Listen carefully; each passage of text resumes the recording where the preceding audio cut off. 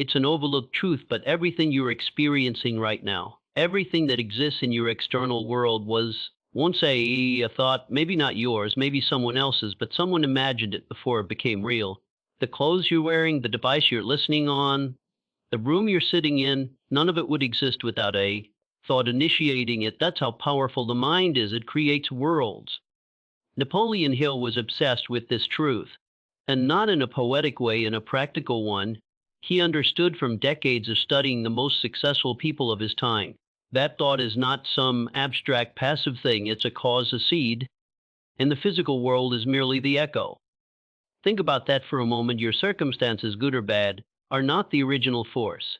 They're the result, and yet most people are trying to change the result without addressing the cause. They want a better life, more money, stronger relationships, more freedom, but they never stop to ask, what thoughts am I cultivating? What beliefs am I entertaining? See, the mind is like soil. It doesn't care what you plant. You can plant weeds or you can plant roses. It will return what you sow with frightening precision. If you feed it fear, you get hesitation. If you feed it doubt, you get indecision. If you feed it inferiority, you get a life spent in the shadows of others. But if you plant thoughts of courage, vision, persistence, you start building a life around those very ideas. This is where most people miss the mark. They believe success is something outside themselves, a lucky break, a right connection, a divine intervention, but Hill taught that it starts within. With thought, he said, you are the master of your destiny. You can influence, direct, and control your own environment. You can make your life what you want it to be. That's not wishful thinking. That's responsibility. That's ownership. There's an uncomfortable but liberating truth embedded here. If your life is shaped by your thoughts, then wherever you are now, you thought your way there, consciously or unconsciously, you imagined it first. That can be a hard thing to accept, but it's also empowering because it means you can think your way out. You can change the blueprint, you can form a new mental picture and commit to it so deeply, so persistently, that your external world has no choice but to conform to that inner vision. You don't need to know how it will happen. The how unfolds when the mind is disciplined around the what. What are you focused on? What are you obsessing over? What narrative are you repeating every day when no one's watching? Understand this, thoughts are not fleeting. They are magnets. They draw energy, ideas, people, and actions that match their frequency. The mind is not a passive recorder. It's a broadcasting tower. Whatever signal you emit, you attract in return. That's not magic. That's the law of concentration and emotional repetition. So the real question isn't what do I want? The real question is what am I thinking over and over without even realizing it? Because that thought is planting the next scene of your life. You want a better future, start thinking better thoughts. You want to become more, start imagining more.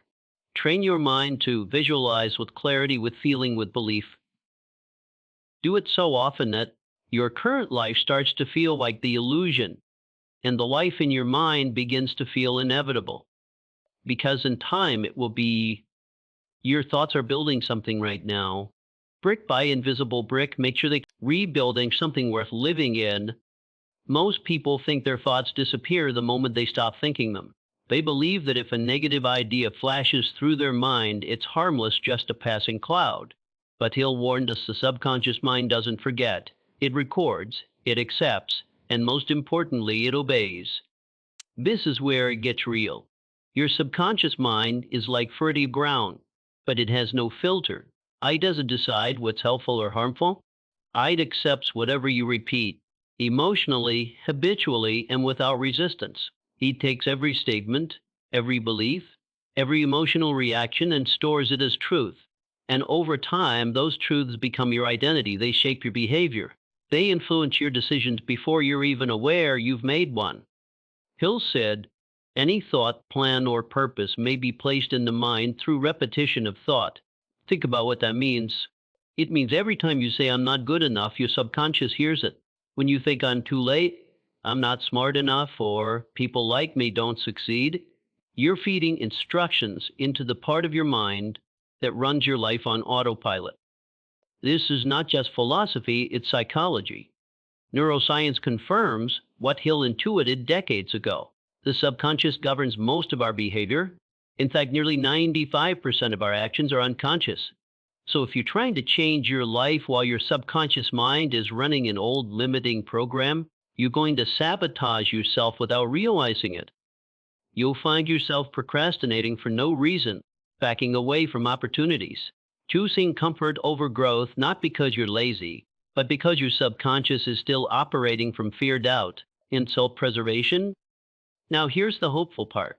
Your subconscious mind can be reprogrammed. That's the secret. Hill was trying to get us to understand you don't have to remain a victim of your past impressions. You can overwrite the old tapes, but it takes conscious effort and it takes consistency. The first step is awareness. You have to catch the toxic thoughts as they arise, not judge them, not panic, but recognize them for what they are. Mental programs you've inherited or absorbed, not facts. Then you replace them immediately with thoughts of power, clarity, and direction. You affirm your worth, your purpose, your discipline, even when it doesn't feel true yet, especially when it doesn't feel true yet. Hill emphasized the role of autosuggestion, repeating positive, emotionally charged affirmations, not just with words, but with belief, with intensity. That's how the subconscious listens. That's how it decides. This is real. This is who we are now. This is not about wishful thinking. It's not about faking confidence. It's about speaking directly to the part of yourself that controls the wheel when you're not paying attention. And don't be fooled. The world is already trying to program you. Every advertisement, every social media post, every comment, every criticism, it's all input. And if you don't deliberately plant the seeds of your own mind, weeds will grow by default. So protect your subconscious. Feed it carefully. Choose your words with intention. Speak to yourself like someone you're responsible for guiding, like a leader shaping a nation, because that's what you are, the leader of your own inner government, and your subconscious is the cabinet listening, recording, and acting on your every command. The power to change your life begins with mastering the language you use with yourself. Reprogram your mind and the world around you will follow. There's a common mistake people make when trying to transform their lives. They think thought alone is enough, that if they just think positively, we cite a few affirmations or visualize success, change will happen. But Hill was clear. Emotion is what gives thought its power. Without emotion, a thought is just a whisper in the wind. With emotion, it becomes a command to the subconscious. This is where most people fall short. They go through the motions without feeling the motion. They write goals, but feel indifferent about achieving them. They visualize success, but carry fear and doubt in the background. And the subconscious picks up on that contradiction. It doesn't respond to what you say, it responds to what you feel. Hill said, any idea, plan, or purpose may be planted in the subconscious mind through repetition of thought empowered by emotion. It's not just repetition. It's a repetition with emotional intensity that reprograms the inner self. That means when you repeat your affirmations, when you visualize your goals, you must feel the emotional vibration of what that success will mean to you. You must tie the idea to desire, to hunger, to burning obsession, because that is what sets your entire being in motion. Think of emotion as the fire that turns potential energy into kinetic energy. It's what separates the merely curious from the absolutely committed. If your thoughts are the blueprint, emotion is the engine. And without fuel, even the best designed vehicle goes nowhere. And yet so many people fear emotion. They numb it, suppress it, hide behind logic. They've been taught that emotion is weakness, that it's irrational. But Napoleon Hill understood emotion when directed is strength. When you learn how to feel deeply without losing control, you unlock the power to influence yourself and others on a level that logic alone can never reach. This is why fear is so dangerous, not because it's irrational, but because it's emotional. Fear is one of the most powerful emotional states, and if left unchecked, it will imprint itself onto the subconscious mind faster than any affirmation. That's why acting courageously, even when you're afraid, is not just brave, it's necessary. Because every time you take action in the face of fear, you're telling your subconscious, I am bigger than this. You are overriding the emotional blueprint that has kept you stuck. But emotion isn't just about avoiding fear. It's also about deliberately cultivating positive emotional states, gratitude to conviction phase. These are not just feel good buzzwords, they are tools of transformation. When you combine thought with elevated emotion, you open the gateway to change. You create a resonance between your conscious and subconscious minds.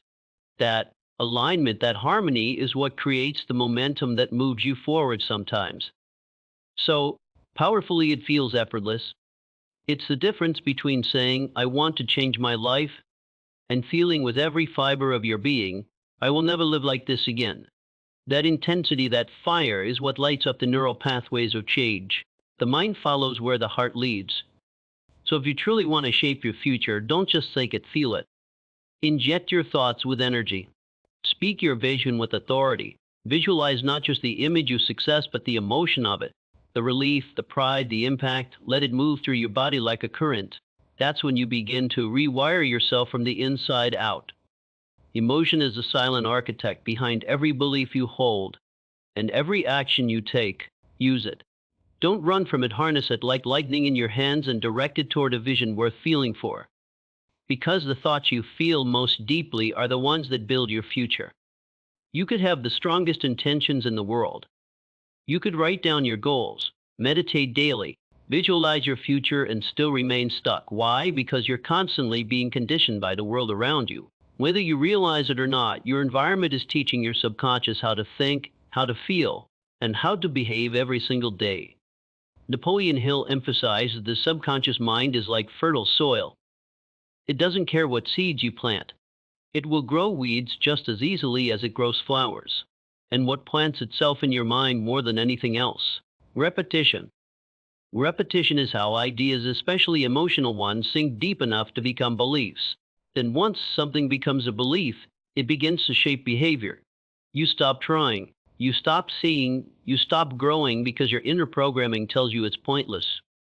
That's why it's not enough to simply think new thoughts once or twice and hope for transformation. You have to saturate your subconscious. You have to drown out the noise of mediocrity and replace it with the rhythm of success. And this happens through environment and repetition. Think about what you consume daily, the people you talk to, the content you scroll through, the conversations you hear, the energy around you. All of it is forming mental patterns. Hill referred to this as your mental diet. If your mental diet is full of scarcity, gossip, fear, and distraction, how can you expect to build a mind rooted in abundance and focus? You can't. Your subconscious becomes what it's most exposed to. Now, imagine the opposite. Imagine surrounding yourself day after day with books that stretch your thinking, voices that lift your spirit, challenges that build your strength. Imagine hearing ideas of vision, responsibility, courage, and perseverance on repeat. Not just once, not just when you're motivated, but every single day. That's how transformation begins, not with a single decision, but with repeated conditioning. This is why Hill placed so much emphasis on autosuggestion, the process of deliberately feeding your subconscious the thoughts you want to believe. He knew that through repetition, even the most deeply ingrained patterns could be replaced. And it doesn't have to be complicated. Write your affirmations, speak them out loud, read success principles daily, reflect on your goals, do it again tomorrow and the next day. You're not just reminding yourself, you're rewiring yourself. And remember, environment isn't just external, it's internal too. The internal environment of your mind must become a place where possibility lives. You must protect your inner space the way a gardener protects his soil. Remove the weeds quickly, water the seeds of growth daily. And don't allow toxic voices, external or internal, to set up camp in your mind. Of course, this won't happen overnight, but it's not supposed to. The subconscious isn't changed by drama, it's changed by discipline. That means consistency matters more than intensity. One great motivational video won't change your life, but watching, thinking, reading, and acting on the right ideas every single day, that will change your mind and your future. Hill understood this truth, and so must we. The subconscious mind doesn't respond to what is momentarily inspiring, it responds to what's consistently repeated. And when the right ideas are repeated enough, they become reflexes, Confidence becomes natural, courage becomes default, vision becomes automatic. You stop needing to force change because change becomes who you are. If you don't control your environment will control you. If you don't choose your repetitions, life will choose them for you. The mind is always learning. Make sure it's learning the right things because ultimately you are a product of what your mind has heard the most. So speak greatness often, surround yourself with it constantly, and one day you'll wake up living the very life you once only imagined. There's a powerful idea at the heart of personal transformation that often gets overlooked, not because it's complicated, but because it's uncomfortable. The idea is this: you must act as if you already are the person you intend to become. Not pretend, not fake, but embody before the results ever show up. Hill hinted at this in Think and Grow Rich when he spoke of faith, auto-suggestion, and desire working together to reshape one's identity. What he was really teaching was how to close the gap between who you are today and who you must become to achieve your vision. The fastest way to close that gap isn't to wait for the world to confirm your identity, it's to assume it fully right now in thought, speech, and action. This is not about delusion. It's not about tricking yourself with hollow affirmations. It's about aligning your behavior with your future, not your past. If you want to be a leader, start making decisions with clarity and confidence today. If you want to be wealthy, begin managing the small resources you already have with discipline and intentionality. If you want to be resilient, respond to adversity like someone who has already overcome it 100 times before. You see, the mind can't tell the difference between reality and vividly imagined experience. That's the principle athletes use when they visualize every move before the game. It's the same reason great speakers rehearse as if the audience were already applauding.